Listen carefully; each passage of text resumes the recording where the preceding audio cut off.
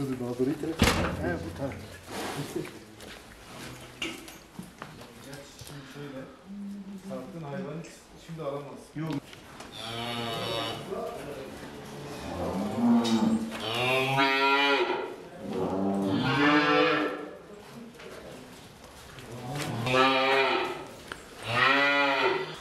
Bak hemen sağında. Öyle zaman bu zahmet de yine İtede lazım.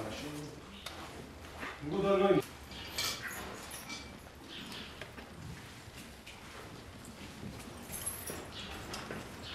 İşte.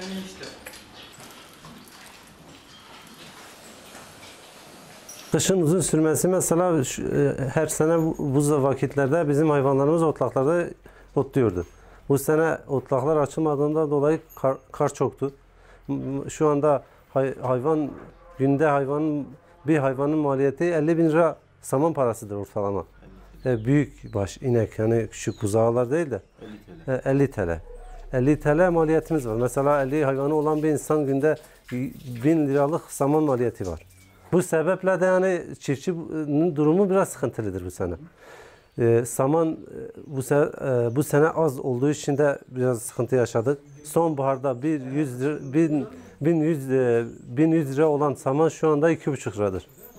Bunun için çiftçi şu anda mağdurdur.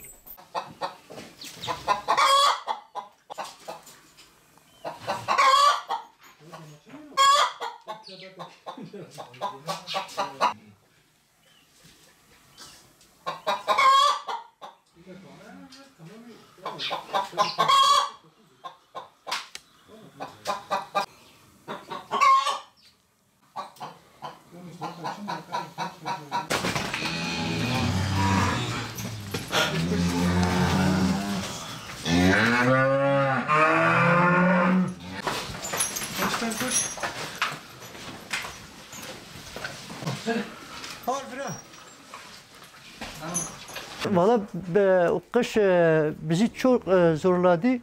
Biz 3-4 sefer saman aldık, daha alacağız. Bu kış çok geç kalktı, yani kar geç oldu yani. Geçen sene bu zaman bir aydı tohumları ekmiştik.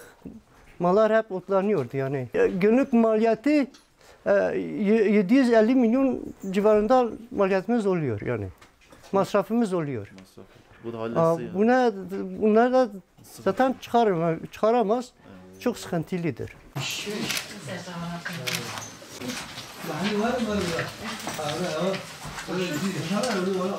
Yok.